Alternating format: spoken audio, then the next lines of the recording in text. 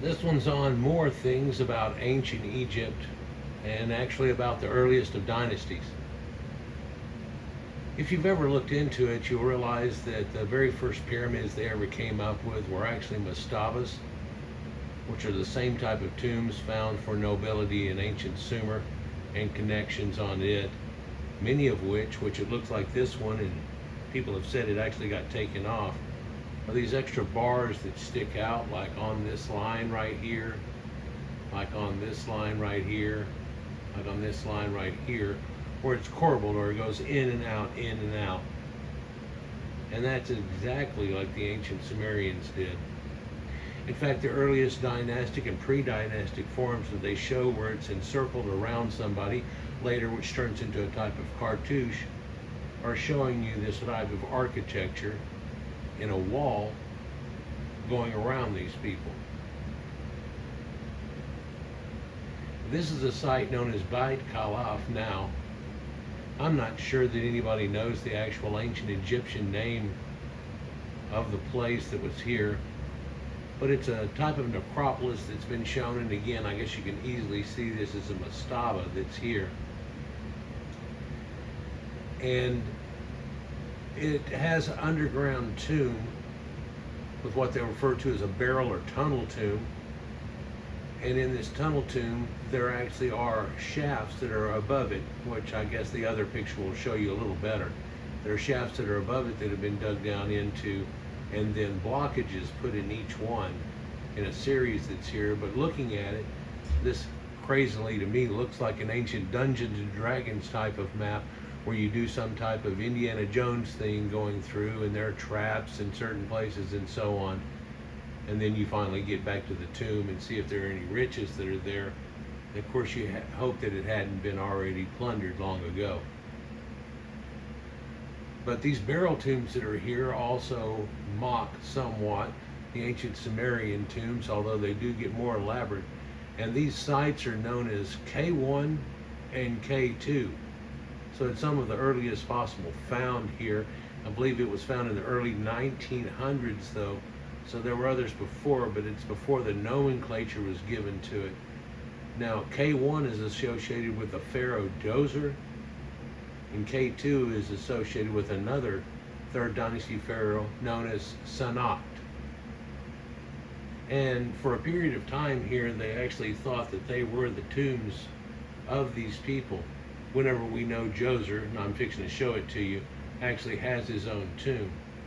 What's crazy about this is one of those drone pictures where somebody flew up over the top of it, and when they do, you can see something that you can't see from actually standing on the ground and even walking over it, that there are places that are here that look like they're other possible tombs, as denoted by the ones that are on here, and 2, that there are boat-shaped structures showing you a concept of that boat that's been shown in the earliest of dynasties going on through. And of course, it's a great pyramid that we know of, and they've even turned it into an exhibit type thing now and rebuilt it totally in the ancient ways. But this here shows that while it was going on in the earliest of dynasties, for it's attached to this thing with Djoser and Sanat. So there's apparently something interesting still that is hidden under the sand here, which could be excavated out. And one wonders if someone was just to take a giant shop vac to it and try to take the desert sand that's all encroached on it, how much easier it would be to be able to see all of these things. There are people that have done this over the Giza necropolis and around the Great Pyramids, and you go out away from them and it looks like there's structures all out there too. In fact, they run into ancient Cairo, and Cairo seems to have swallowed up over it.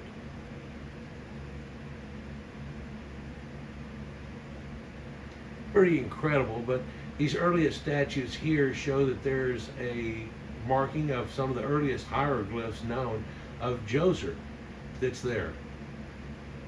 And Djoser's famous for the ancient step pyramid, which actually led to all of the other pyramids. And people have tried to connect it with Joseph and so on like that too, and I guess I don't want to go into all of that depth subject right at this point, but you can still see the mastaba that started this whole thing off, that later was built upon with smaller mastaba over smaller mastaba over smaller mastaba, making what we call a step pyramid, which kind of looks a little bit more like a ziggurat. But of course, there are differences. In the ancient Egyptians, they didn't make a walkway up to the top. Well, if they did, they tore it all back down. They may have had to use something like that to build each level. Everybody talks about rampways, causeways, and things like that. And it looks like the Sumerians did it with a way that inset it into it and built it in. Made a step all the way up. It was made for priests and to get on top of it and do so. So temples on top of it here, not necessarily there. But you can still see the mastaba, and it only really goes to about here of the ancient. Now this is a picture done before they've done a recent rehashing of the whole thing and fixing of it up, trying to make it last much longer.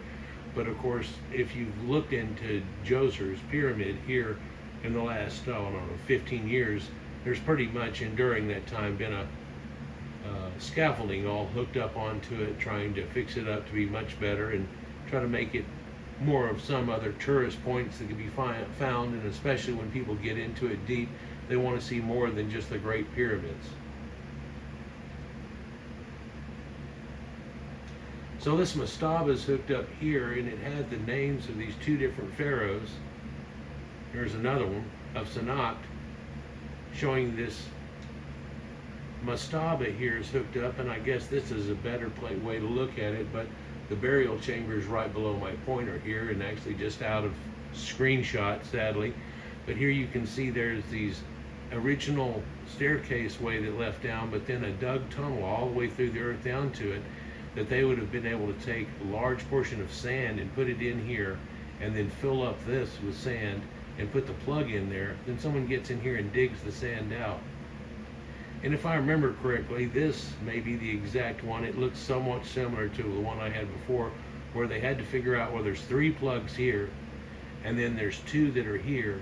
So they did this in a special way that once you got past one plug, you don't get to go too far, and there's another one. And so this is supposed to discourage people, and if you go through that, then right after it, there's another one. Kind of like what's shown in the star shafts and the blocking stones that are done there. But of course, another way of looking at it too is being an Indiana Jones type. Once you get to the point that it's untouched and there's 3 plugs all in the way, really trying to discourage you, it does discourage you somewhat. But then again, on another hand, it tells you, hey, there's something that's in here that's real important, or they wouldn't go to this level, huh? Because after these 3, there's another staircase that comes down, and then there's 2 more.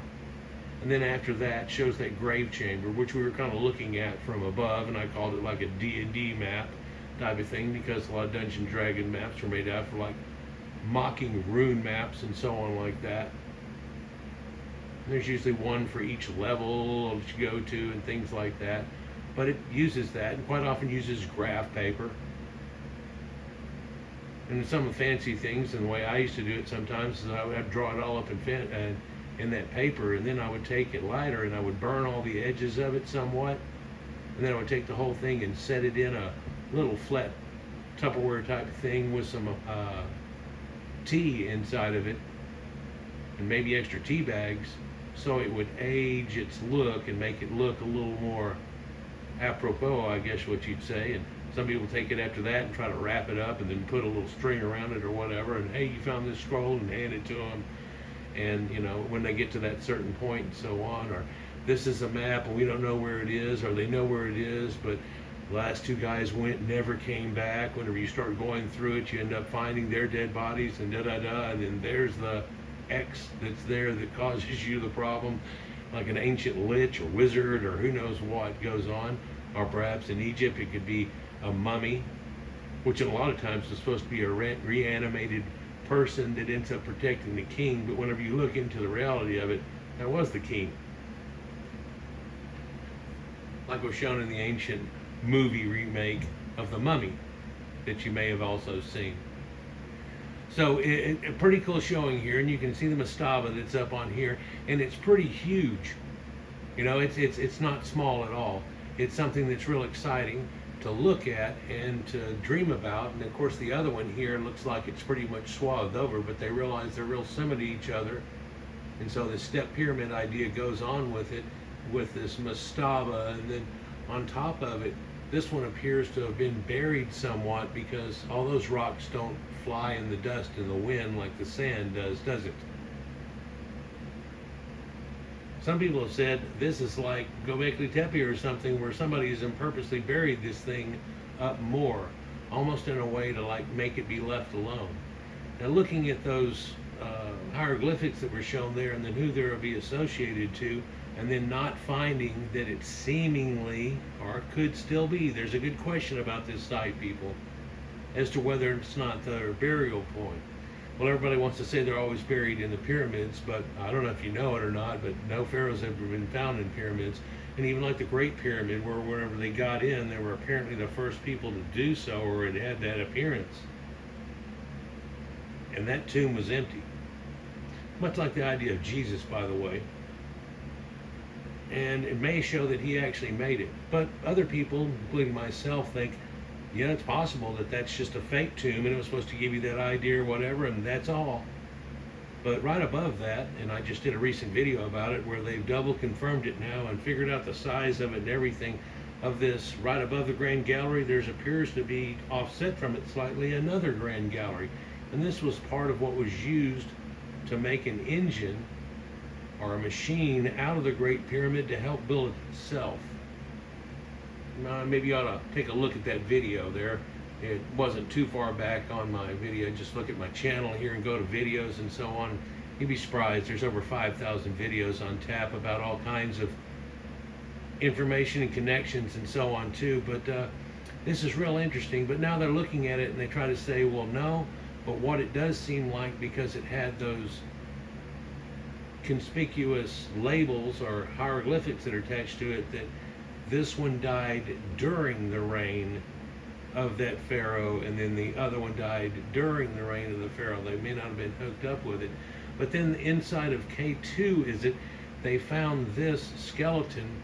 And the crazy thing about this skeleton is listed as a giant. Now, if you saw my recent video showing you Casa Kimwe's tomb and Narmer's tomb and the things that they found of ancient dynasties, and I've got another one coming back showing you that people messed it up, and what Flinders Petrie said about it and so on too, and what they found out of it.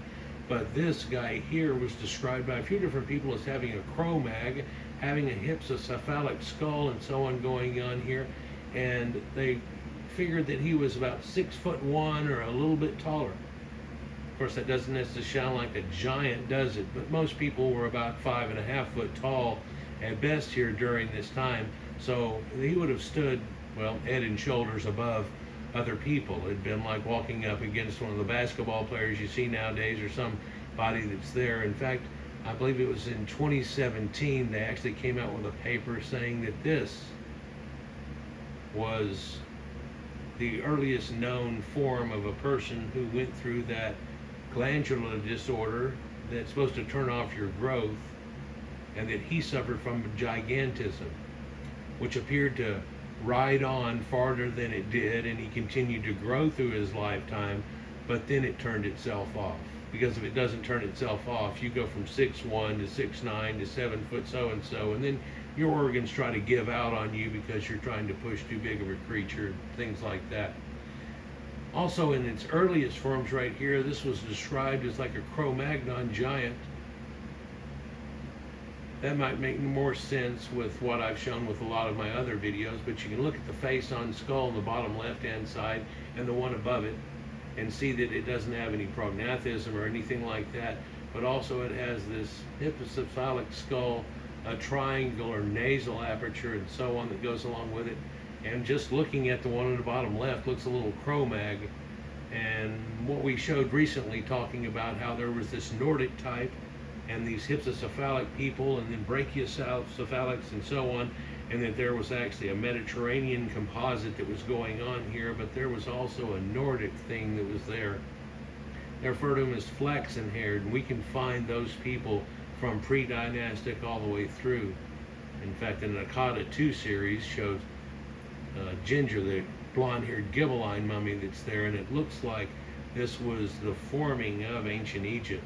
And it really looks like that well into coming into the time that we know, back when before that, before Narmer and so, and King Scorpion and things like this, that it was just on the edge of it doing it anyhow, and it looks like it may have been tried 1 or 2 times before, but not formally and to the point of making it happen.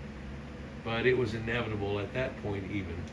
So pretty neat here. It shows this skull of this guy, and of course he's known as being a giant type or something along that line. But did you know also, when I talked about Kasekimwe earlier and on another video, Kasekimwe was supposed to have been a giant too, and they said he was over 7 foot tall. People have said all kinds of different things about this or whatever, but one of the things was saying that he was only about 6'9", and they gave him the 7 foot by trying to add in the discs in his back and everything that really aren't there on looking at a skeleton. And a lot of times, whenever some of these early archaeologists did this, they didn't figure in for the little, 1/4 of an inch, or a little less of disc, but going all the way up your back, and then the little ones in between your knees and your joints and your ankles and all that add up to being a little bit taller, just a skosh or two. But when you add that in, this guy might have been even more than 6'1". Anyhow, enough about ideas of giants, but I just show you this Biet El Kallif. It's something that's not really shown to everybody too much, but here we can easily see in the 3rd dynasty there's a Cro Mag type guy, even listed as a giant and so on, and these mastabas that, of course, right preemptive to this time, are all hooked up to ancient Sumerians. I remember when I started doing this and I started making connection videos on the ancient Sumerians, there was just a little slight mention on the Egypt page. And then it became a paragraph, and then 2, and then all of a sudden it became smaller again, but then it said, see this, and it was Sumerian-Egyptian connections, and now it's what, 5, 6 pages full of all kinds of connections people were making. Whenever I first started doing this, I had to go around and find pictures and so on and show you winged sun disk here, winged sun disk there, cuneiform here, cuneiform there, da-da-da mastabas, da-da-da mastabas, and so much more.